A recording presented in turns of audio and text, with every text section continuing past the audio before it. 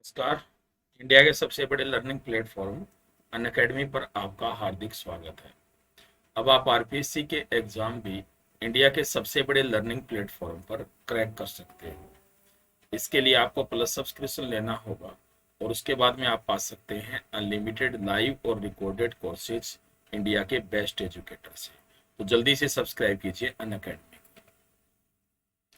मेरा नाम दामोदर प्रसाद शर्मा है। मेरा टीचिंग एक्सपीरियंस 15 ईयर्स का है और मैंने टीचर एग्जाम क्लियर किया है 2018। मेरी जो रोजाना क्लासेज है यूट्यूब के राजस्थान 360 चैनल पर शाम को 7 बजे होती है और स्पेशल क्लास होती है 8:30 बजे। फ्री स्पेशल क्लास के लिए सबसे पहले आपको जाना है प्ले स्टोर में। प्ले स्टोर में जाकर के अनअकैडमी का लर्निंग ऐप डाउनलोड करना है और उसके बाद मोबाइल नंबर के साथ साइन अप करना है। फ्री प्लान अनलॉक करने के लिए मेरा रेफरल कोड यूज करना है DAM10। यदि आप प्लस सब्सक्रिप्शन लेते हो तो आपको मिलेंगे डेली लाइव क्लासेज। आप अपने एजुकेटर के साथ चैट कर सकते हो, उनके साथ डिस्कस कर सकते हो, अपने डाउट पूछ सकते हो और आंसर कॉल में भाग ले सकते हो जबकि क्लास चल रही होती है। आपको मिलेंगे स्ट्रक्चर कोर्सेज। आपको हमारे जो सारे कोर्सेज हैं वो एक ही लाइन में मिलेंगे जो आपके एग्जाम सिलेबस के अकॉर्डिंग होंगे और आपकी अच्छी तैयारी करने में सहायता करेंगे। लाइव टेस्ट एंड क्विजेज होंगे। आप अपनी तैयारी का मूल्यांकन कर पाओगे हमारे रेगुलर मॉक टेस्ट और क्विजेज के द्वारा और अपनी परफॉर्मेंस का डिटेल में एनालिसिस भी कर पाओगे। अनलिमिटेड एक्सेस मिलेगा। एक बार सब्सक्रिप्शन लेने के बाद आपको हमारे सारे लाइव और रिकॉर्डेड कोर्सेज है उनको कंफर्टेबली आपके डिवाइस पर देखने का एक्सेस मिलेगा। RPSC mega subscription offer boost और RPSC preparation with this offer. 12 महीने का सब्सक्रिप्शन लेते हो तो 3 महीने का मिलेगा फ्री। 24 महीने का लेते हो तो 4 महीने का मिलेगा फ्री।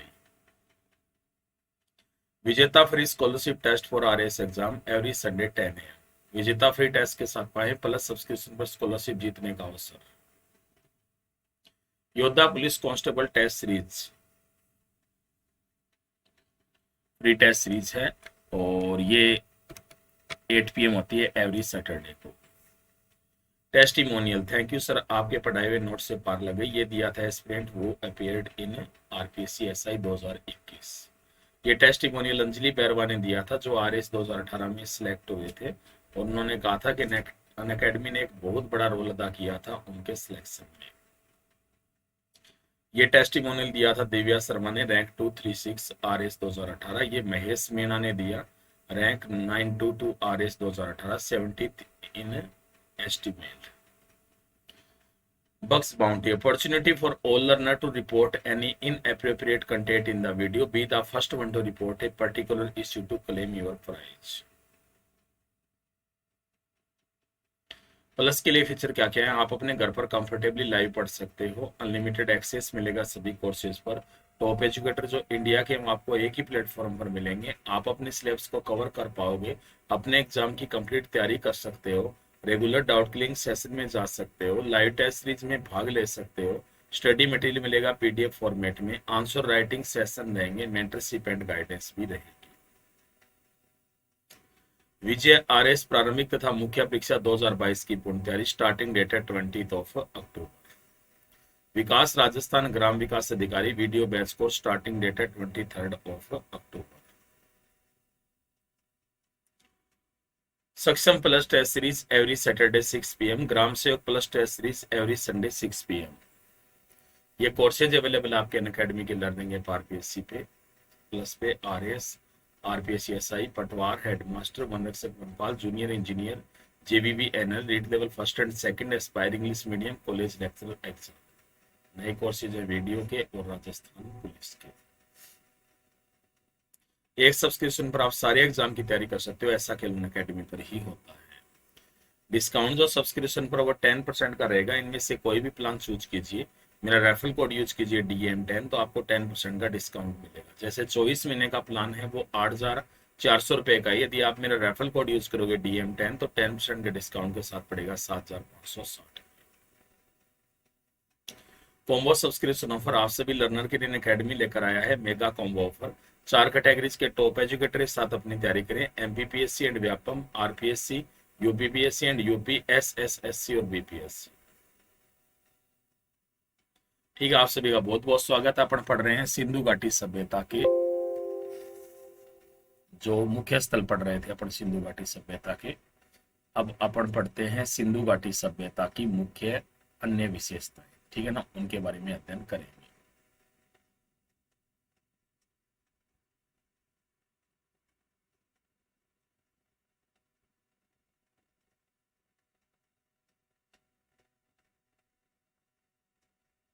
ठीक है, तो उनके बारे में अध्ययन करते हैं।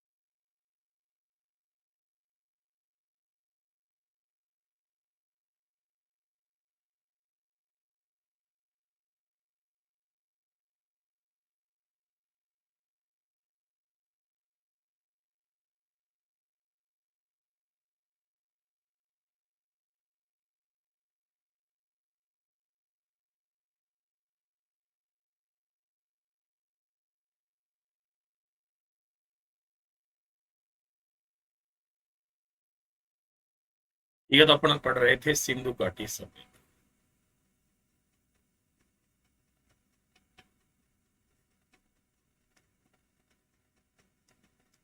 अब पढ़ेंगे सिंधु घाटी सभ्यता की मुख्य व्यवस्था।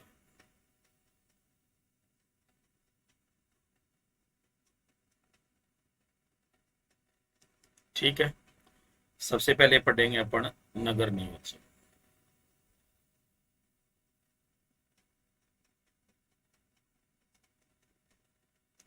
ठीक है, सबसे पहले अपन क्या पढ़ेंगे, नगर नियोजन पढ़ेंगे, सिंधु घाटी सभ्यता के नगर नियोजन के बारे में। तो याद रखना है कि ये जो सभ्यता थी ये कैसी थी, नगरीय सभ्यता थी। ठीक है, नगरीय सभ्यता थी। नगर योजना किस पर आधारित थी, ग्रिड पद्धति पर।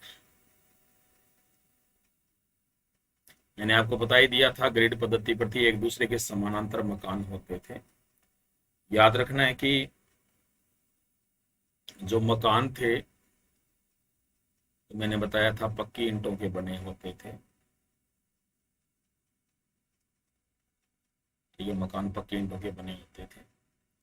इसके अलावा जो यहाँ पर मकान है ना, वो एक मंजिला भी थे, और साथ में क्या होते थे, दो मंजिला भी थे। कुछ मकान कैसे थे, दो मंजिला भी होते थे।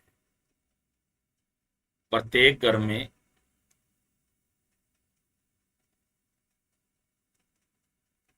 3 से 4 कमरे होते थे। प्रत्येक घर में रसोई घर भी होता था, और साथ में क्या होता था, स्नानागार भी होता था। रसोई घर भी होता था प्रत्येक घर में, स्नानागार भी होता था।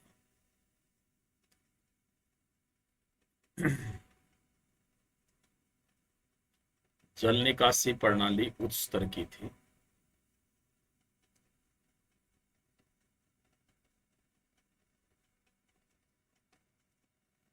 ठीक है, नालियां घरों में ढकी रहती थी,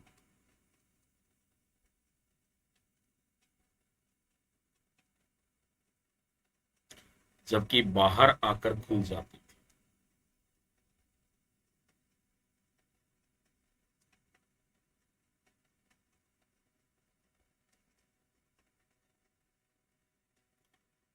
ये सामान्यतया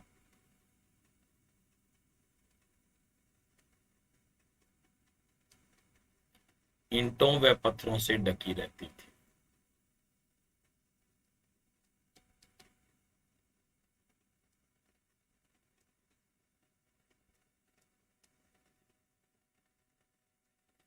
जबकि कभी कभी जिप्सम से भी ढकी जाती थी।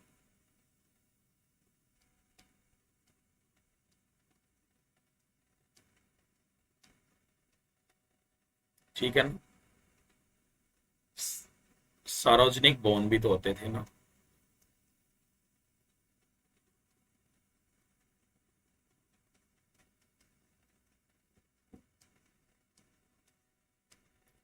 जैसे स्नानागार, और यदि अपन बात करें तो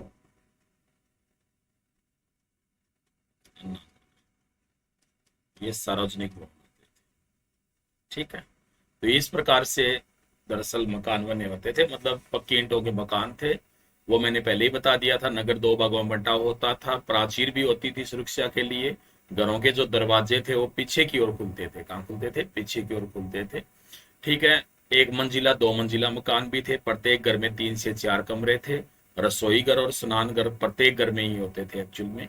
जल निकासी प्रणाली काफी उच्च स्तर की थी। नालियां घरों में ढकी रहती थी, सामान्यतः या तो ईंटों से या पत्थरों से।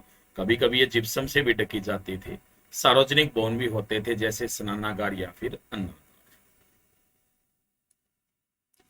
अब बात करते हैं राजनीतिक व्यवस्था।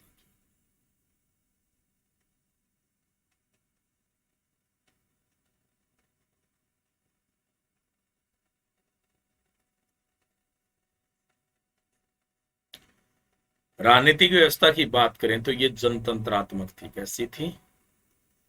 मतलब जनता का शासन। अब किसने बताया ऐसे? याद रखना है कि हंटर के अनुसार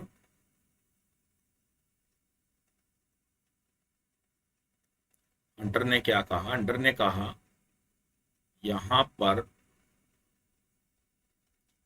राजतंत्रात्मक के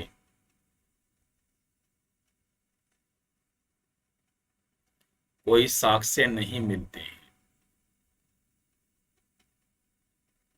तो राजतंत्रात्मक के कोई भी साक्ष्य यहां पर नहीं मिलते हैं। अतः यह जनतंत्रात्मक। क्योंकि यहाँ पर राजतंत्रात्मक के कोई संकेत नहीं मिले, इसलिए कौन सी थी? जनतंत्रात्मक थी, ऐसा हंटर ने कहा। जबकि इसके बारे में मैके ने कहा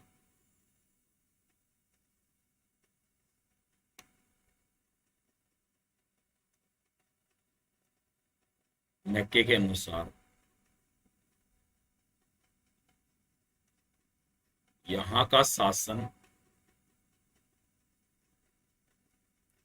एक प्रतिनिधि के द्वारा चलाया जाता था। यानी एक प्रतिनिधि था ना, उसके द्वारा चलाया जाता था यहाँ का शासन।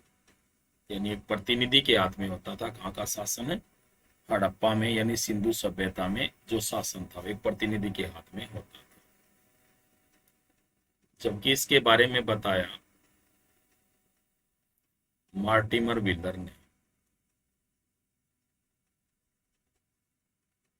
मार्टिमर व्हीलर ने बताया कि यहाँ के शासन पर मध्यम वर्ग का प्रभाव था।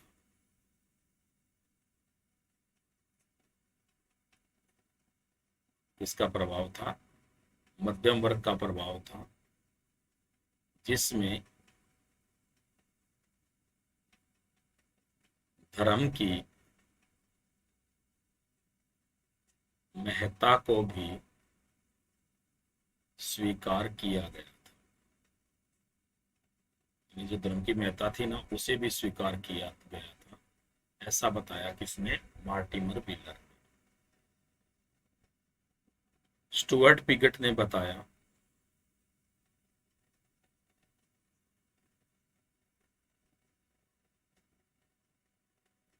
कि यह एक विस्तृत साम्राज्य था,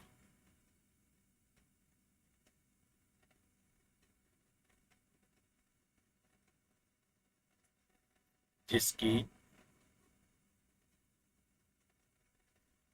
जुड़वा राजधानियां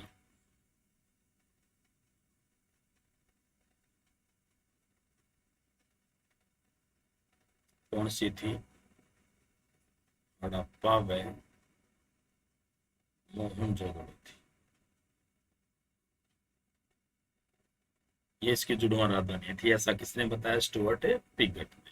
तो ये इस प्रकार की राजनीतिक व्यवस्था थी कहाँ की? सिंधु घाटी सभ्यता। बात करते हैं सामाजिक जीवन की।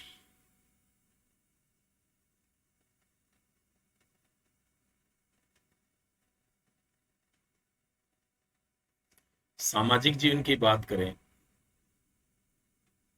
तो यहाँ का जो समाज था वो कैसा था भाई? मात्रस्तात्मक समाज था।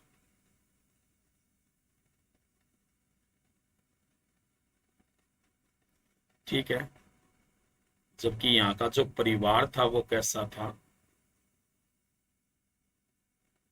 परिवार यहाँ का एकल परिवार था।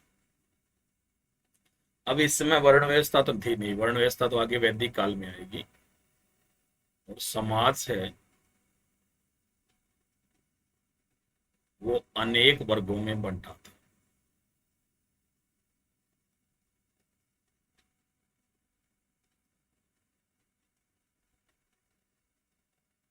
समाज में अनेक वर्ग होते थे। मुख्य वर्ग चार थे। कौन कौन से थे? पहला होता था प्रशासक, या कौन सा वर्ग था? अधिकारी। दूसरा वर्ग कौन सा होता था भी? व्यापारी। तीसरा वर्ग कौन सा था? पुरोहित। चौथा कौन सा था? श्रमिक। ठीक है। यहाँ पे प्रशासन चलाता था वो अधिकारी वर्ग हो गया, व्यापार करते थे व्यापारी वर्ग, जो धार्मिक कार्य करवाते थे वो पुरोहित वर्ग, अन्य जो छोटे मोटे किसान कर्मचारी जो थे वो सारे किसमें आते थे? श्रमिक वर्ग। ठीक है। ये चार मुख्य वर्ग थे। यहाँ के समाज पर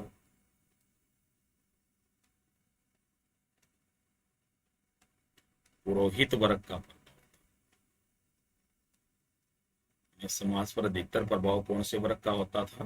पुरोहित वर्ग।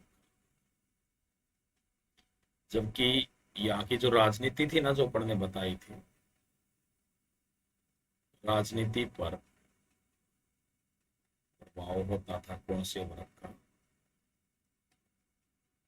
व्यापारी वर्ग का। समाज पर तो पुरोहित वर्ग का प्रभाव था, और राजनीति पर कौन से वर्ग का था भी?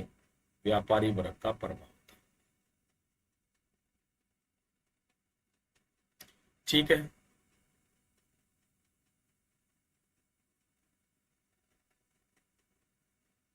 सार्वजनिक कार्यक्रम भी आयोजित होते थे।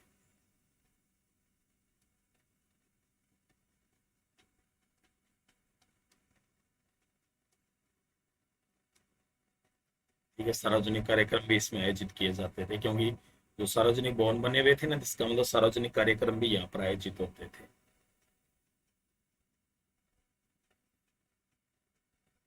यहाँ के लोग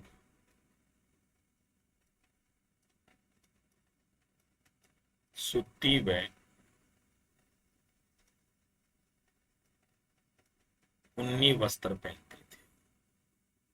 वस्त्र कैसे पहने जाते थे? सूती और ऊनी वस्त्र।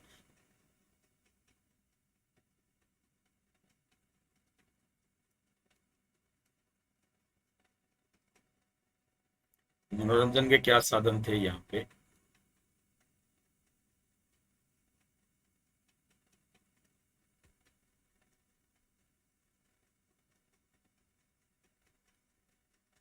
पशुओं व पक्षियों की लड़ाई,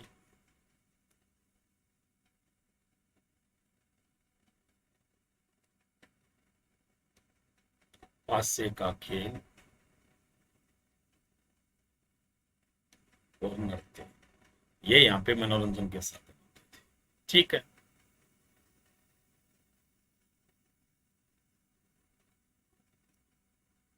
अंतिम संस्कार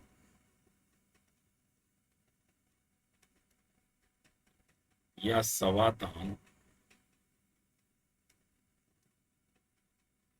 कितने प्रकार के होते थे? 3 प्रकार के होते थे।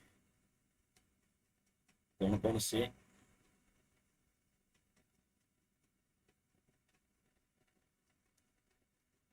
पूर्ण सवा, शवों को पूर्णतया अथवा लकड़ी के ताबूत में रखकर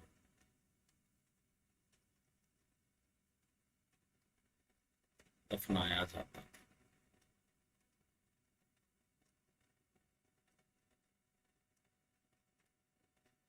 दूसरा था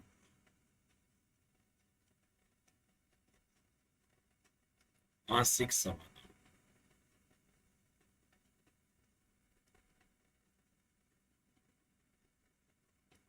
जानवरों के खाने के बाद बचे हुए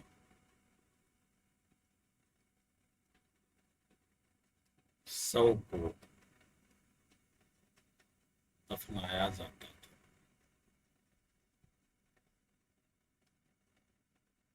तीसरा था कलश समाधान।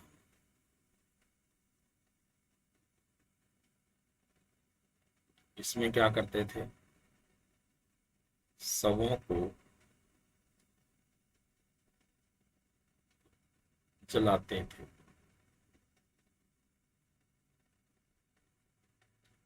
अस्थियों को कलश में रखकर दफना।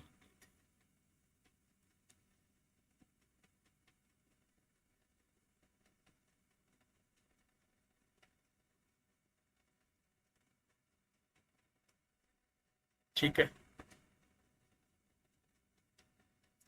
याद रखना है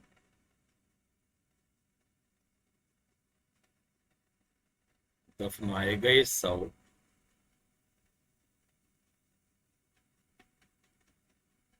उत्तर दक्षिण दिशा में थे। ठीक है, जो शव थे वो कौन सी दिशा में दफनाए जाते थे? उत्तर दक्षिण दिशा में दफनाए जाते थे। दोबारा बता देता हूँ, राजनीतिक व्यवस्था कैसी थी? राजनीति यहाँ की कैसी थी? जनतंत्रात्मक थी। हंटर के अनुसार यहाँ पर राजतंत्रात्मक के कोई साक्ष्य नहीं मिले हैं, अतः ये कैसी थी? जनतंत्रात्मक थी। मैके के अनुसार यहाँ का जो शासन है एक प्रतिनिधि के द्वारा चलाया जाता था। मार्टिमर व्हीलर के अनुसार यहाँ के शासन पर मध्यम वर्ग का प्रभाव था, जिसमें धर्म की महत्ता को भी स्वीकार किया गया था। स्टुअर्ट पिगट ने कहा कि एक विस्तृत साम्राज्य था जिसकी जुड़वां राजधानियां थी कौन सी? हड़प्पा और मोहनजोदड़ो। सामाजिक जीवन की बात करें तो यहाँ का जो समाज है वो कैसा था? मातृस्थात्मक था। परिवार कैसा था? एकल था। जो समाज है वो अनेक वर्गों में बंटा हुआ था। मुख्य जो वर्ग थे वो कितने होते थे? 4 होते थे। पहला होता था प्रशासक या अधिकारी वर्ग। दूसरा कौन सा था? व्यापारी वर्ग। तीसरा था पुरोहित वर्ग। और चौथा होता था कौन सा? श्रमिक वर्ग। याद रखना है कि यहाँ के समाज पर कौन से वर्ग का प्रभाव था? पुरोहित वर्ग का प्रभाव था। यहाँ की जो राजनीति थी उस पर कौन से वर्ग का प्रभाव था? व्यापारी वर्ग का प्रभाव था। सार्वजनिक कार्यक्रम भी यहाँ पर आयोजित किए जाते थे। यहाँ के जो लोग हैं वो सूती और ऊनी वस्त्र पहनते थे। कौन से पहनते थे? सूती और ऊनी वस्त्र। मनोरंजन के साधन भी थे, जैसे पशुओं व पक्षियों की लड़ाई, पासे का खेल और नृत्य। अंतिम संस्कार या जो समाधान है ये कितने प्रकार के होते थे? 3 प्रकार के होते थे। पहला होता था पूर्ण समाधान, यानी जो शव थे ना उन्हें पूर्णतया अथवा लकड़ी के ताबूत में रख करके दफनाते थे। आंशिक समाधान में जानवरों के खाने के बाद बचे हुए शव को दफनाया जाता था। कलश समाधान में क्या होता था कि शवों को जलाया जाता था और उनकी जो अस्थियां थी ना उन्हें कलश में रख करके दफनाते थे। दफनाए गए जो शव है ये कौन सी दिशा में होते थे? उत्तर दक्षिण दिशा में।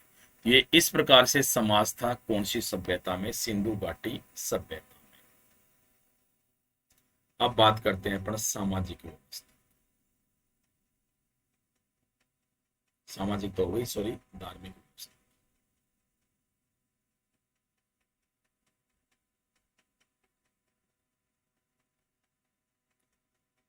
धार्मिक व्यवस्था कैसी थी?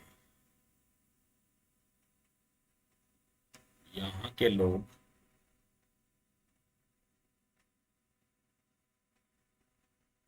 उपासना करते थे। किस किस की करते थे भाई? उपासना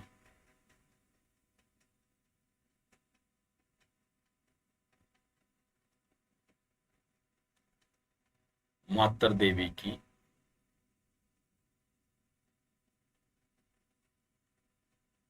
पशुपति नाथ की,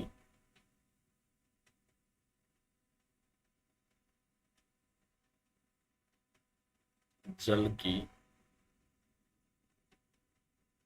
सूर्य की, लिंग की,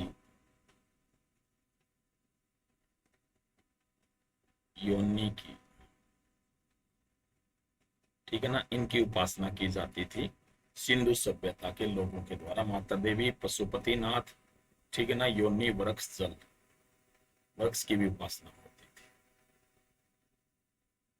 ठीक है।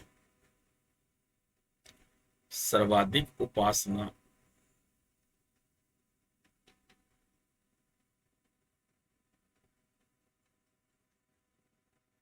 मातर देवी की होती थी। ठीक है, क्योंकि सर्वाधिक मूर्तियां मातर देवी की मिली है।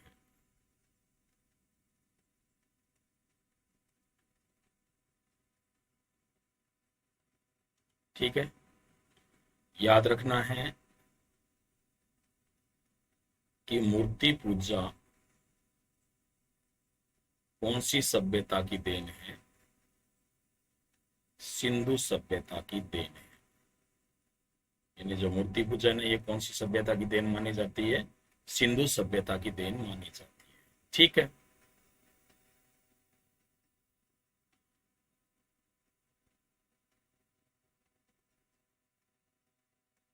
सर्वप्रथम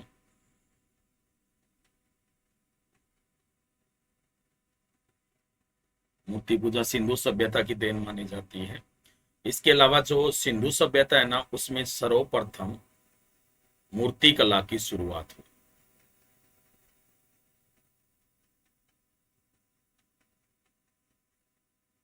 मूर्ति कला की शुरुआत है वो सिंधु सभ्यता में। ठीक है, याद रखना है कि जो मातर देवी है उसे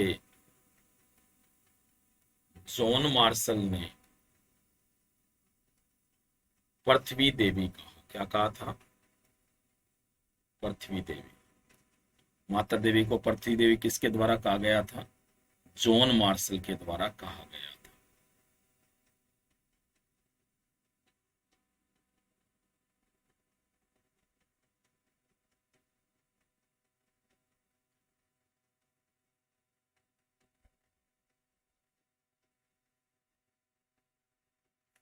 ठीक है, इसके बाद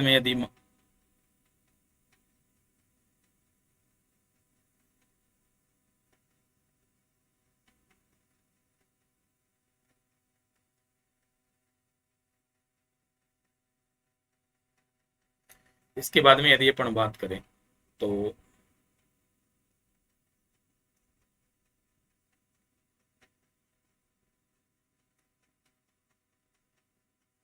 धार्मिक व्यवस्था चल रही है। जो महत्वपूर्ण पुरुष देवता था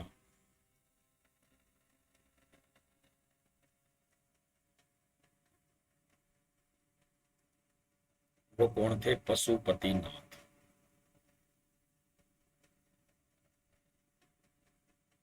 ठीक है, नहीं महत्वपूर्ण पुरुष देवता थे। इसके जो साक्ष्य है वो आपको पता है कहां से मिले थे? मोहनजोदड़ो से मिले।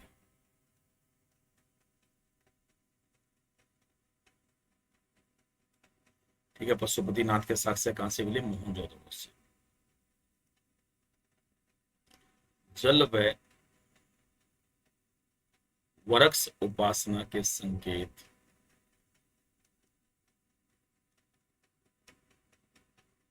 चित्रों से मिले।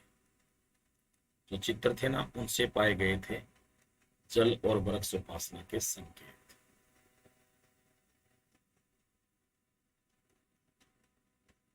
स्वास्तिक का चिन्ह वह सूर्य चक्कर, ये सूर्य पूजा के प्रतीक है। किसके प्रतीक है भाई? सूर्य पूजा के प्रतीक। ठीक है, याद रखना है कि जो स्वास्तिक का चिन्ह है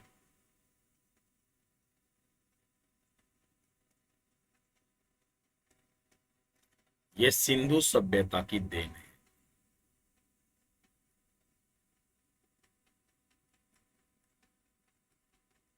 स्वास्तिक का चिन्ह कौन सी सभ्यता की देन माना जाता है? सिंधु सभ्यता की देन।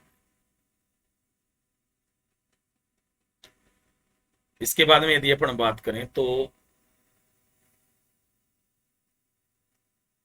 लिंग व योनि की उपासना के संकेत, मूर्तियां मिली थी ना वहां पे, नगर मूर्तियां वगैरह,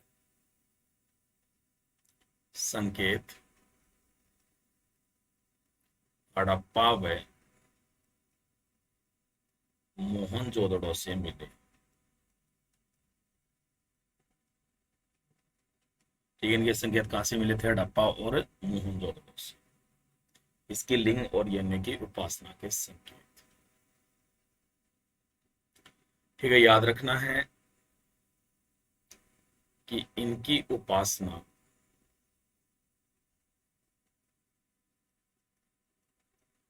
प्रोटो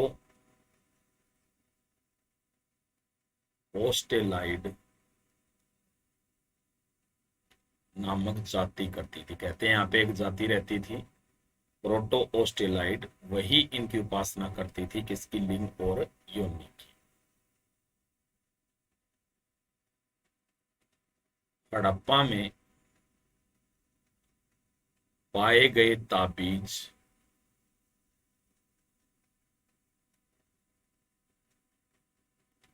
तंत्र विद्या को बताते हैं।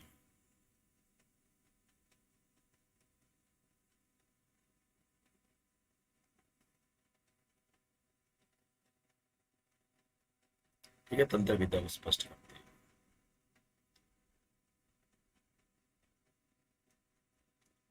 मंदिरों के संकेत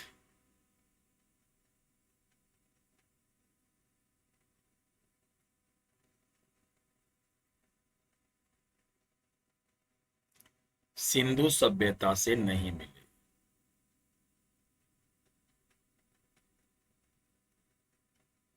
यानी सिंधु सभ्यता से ना मंदिरों के संकेत नहीं मिले, ये याद रखें। ठीक है ना? नदी उपासना के भी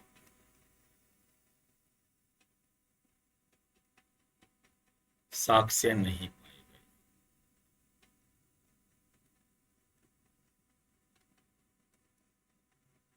ठीक है, नदी उपासना के भी साक्ष्य सिंधु सभ्यता में नहीं मिले। ये सबसे पवित्र पशु मानते थे उबड़ वाला बैल।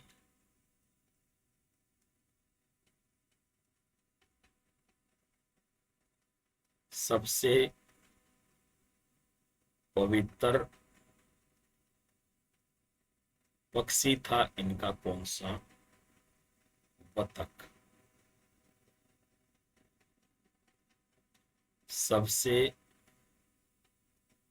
पवित्र जो वृक्ष था इनका वो कौन सा था? पीपल। ठीक है, इस प्रकार से सबसे पवित्र पशु कुबड़ वाला बैल था, सबसे पवित्र पक्षी बतख होता था, सबसे पवित्र वृक्ष था पीपल। ये लोग पाषाण स्तंभ को भी पवित्र मानते थे। पाषाण स्तंभ था ना, उसे भी इनके द्वारा पवित्र माना जाता।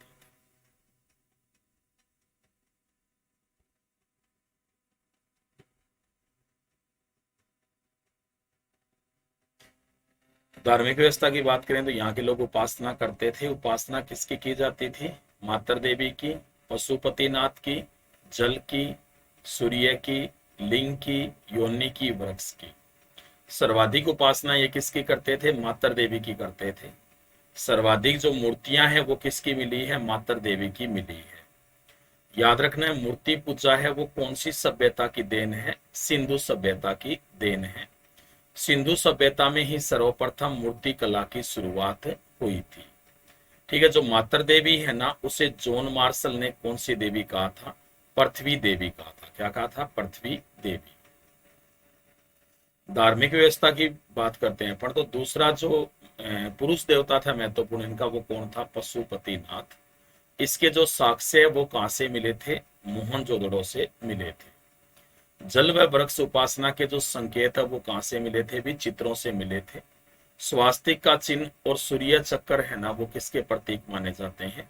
सूर्य पूजा के। स्वास्तिक का जो चिन्ह है वो कौन सी सभ्यता की देन है? भी सिंधु सभ्यता की देन है। लिंग और योनि की उपासना के जो संकेत हैं वो कहां से मिले थे? भी हड़प्पा और मोहनजोदड़ो से मिले थे। ठीक है, याद रखना है कि इनकी जो उपासना है लिंग और योनि की, ये प्रोटो ऑस्ट्रेलाइड नामक जाति करती थी। हड़प्पा में जो ताबीज पाए गए हैं ये तंत्र विद्या को स्पष्ट करते हैं। मंदिरों के जो संकेत है वो सिंधु सभ्यता से नहीं मिले। नदी उपासना के भी साक्ष्य यहाँ से नहीं पाए गए हैं। सबसे जो पवित्र पशु था वो कौन सा था? कुबड़ वाला बैल था। सबसे पवित्र जो पक्षी था वो कौन सा था? बतख था।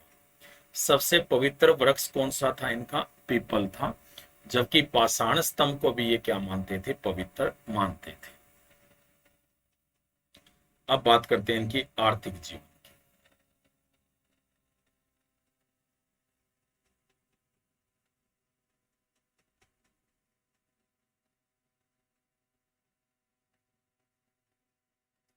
आर्थिक जीवन की बात करें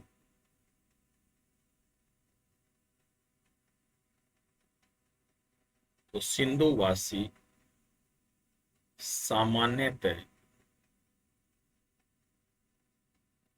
कृषि, पशुपालन तथा व्यापार पर निर्भर थे। यानी सिंधुवासी कृषि, पशुपालन और किस पर निर्भर होते थे? व्यापार पर निर्भर होते थे।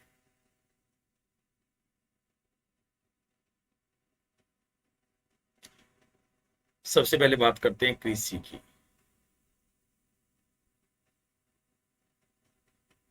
कृषि की यदि अपन बात करें तो यहाँ की कृषि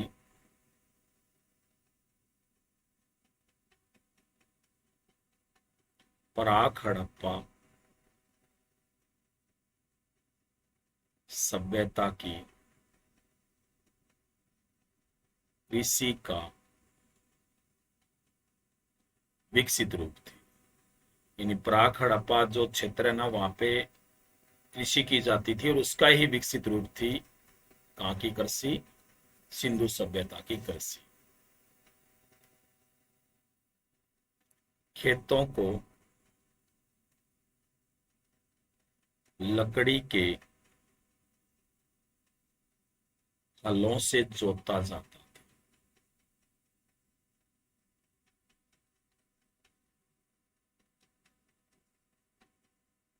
लकड़ी के हल काम में लिए जाते थे। जुते हुए खेतों के साथ से काली बंगा से मिले। कहां से मिले थे? काली बंगा से। लकड़ी का हल तो कहीं नहीं मिला है, लेकिन मिट्टी का बना जो खिलौना हल है, ये कहां से मिला था भी? बनावली से मिला था। कहां से मिला था? बनावली से। ठीक है। इसके बाद में यदि अपन बात करें तो सिंधु सभ्यता में फसल काटने के लिए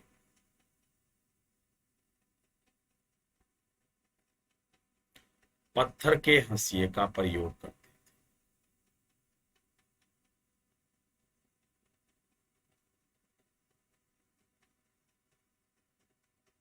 जब फसल काटी जाती थी ना, तो उसके लिए किसका प्रयोग किया जाता था? पत्थर के हंसिए का प्रयोग किया जाता था।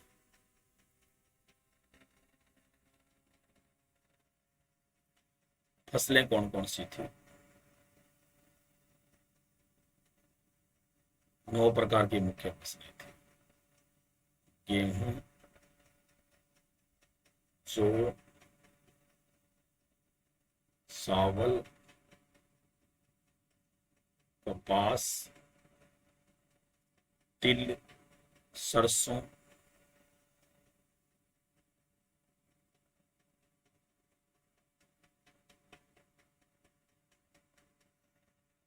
बाजरा,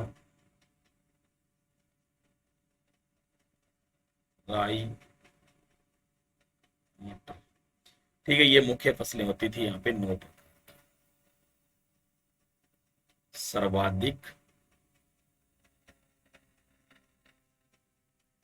पाई जाने वाली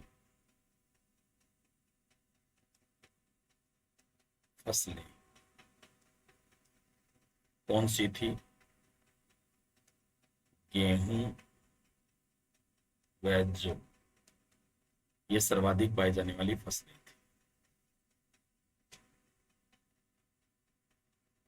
मुख्य जो खाद्य फसलें हैं वो भी कौन सी थी? गेहूं व जौ। मुख्य खाद्य फसलें कौन सी थी भी? गेहूं और जौ की फसलें थी। ये लोग रागी की फसल से अपरिचित थे। रागी की फसल होती थी ना, उससे पूरी तरह से क्या थे? अपरिचित थे।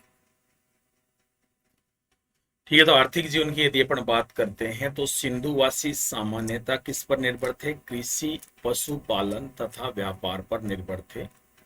कृषि की बात करें तो यहाँ की कृषि प्राक हड़प्पा सभ्यता की कृषि का विकसित रूप मानी जाती है। खेतों को लकड़ी के हलों से जोता जाता था। जुते हुए खेतों के साक्ष्य से कहां से मिले? कालीबंगा से मिले। ठीक है, हालांकि लकड़ी का हल तो कहीं नहीं मिला है, लेकिन मिट्टी का बना हुआ खिलौना हल कहां से मिला? बनावली से। फसल काटने के लिए किसका प्रयोग किया जाता था? पत्थर के हंसिए का प्रयोग किया जाता था। मुख्य फसलें कितने प्रकार की थी? 9 प्रकार की थी। गेहूं, जौ, चावल, कपास, तिल, सरसों, बाजरा, राई और मटर। सर्वाधिक पाई जाने वाली फसलें कौन सी थी? गेहूं और जौ। आपको याद रखना है कि मुख्य जो खाद्य फसलें थी वो भी कौन सी थी? गेहूं और जौ थी। हालांकि ये रागी की फसल से पूरी तरह से क्या होते थे? अपरिचित होते थे। ठीक है, तो यह आपकी क्लास हो गई और आगे नेक्स्ट क्लास में पढ़ेंगे अपन। आप या आपका कोई भी मित्र अनअकैडमी का किसी भी प्रकार का कोर्स लेना चाहता है तो मेरा रेफरल कोड यूज कीजिएगा DM10, तो आपको मिलेगा 10% का डिस्काउंट। वीडियो को लाइक जरूर कीजिएगा, शेयर कीजिएगा, राजस्थान 360 चैनल को सब्सक्राइब भी कीजिएगा, बेल आइकन को प्रेस कीजिए ताकि नोटिफिकेशन मिल जाए। सबको धन्यवाद।